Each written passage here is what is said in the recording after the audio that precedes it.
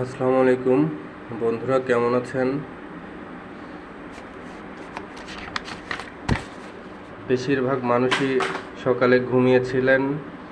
এর মধ্যে আল্লাহ আমাদের রহম করেছেন। আল্লাহর কাছে হাজার শুকরিয়া যে বড় কোনো ক্ষয়ক্ষতি হয়নি। সকালে রাজধানীতে 4.3 মাত্রার একটা ঝাঁকুনি দিয়েছে ভূমিকম্পটি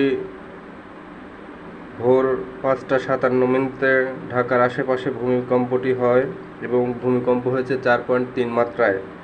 ভূমিকম্পের উৎপত্তিস্থল ছিল নরসিংদীতে এবং টেকটোনিক প্লেট আপনার ডাউকিতে যেটি আছে সেটি বাংলাদেশের জন্য খুবই ঝুঁকিপূর্ণ।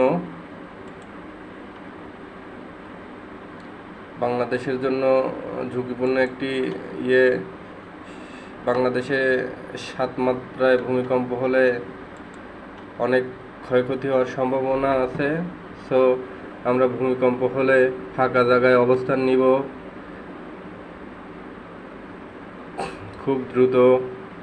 এবং যেহেতু প্রাকৃতিক দুর্যোগ সারা বিশ্বে বেড়েছে, আমরা এর মধ্যে দেখেছি তুরস্কে বড় ধরনের ভূমিকম্প হয়েছে।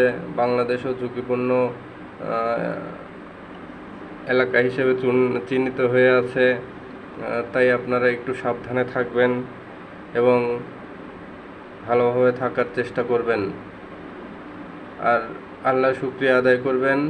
আল্লাহর অশেষ রহমত বাংলাদেশে কোনো প্রাকৃতিক দুর্যোগ হয় না আল্লাহর অশেষ রহমতের জন্য। আপনারা সবাই ভালো থাকবেন।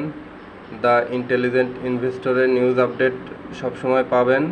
আপডেট নিউজগুলোর জন্য সাবস্ক্রাইব করে আমার চ্যানেলের সাথে থাকুন। শুভ সকাল, আসসালামু আলাইকুম।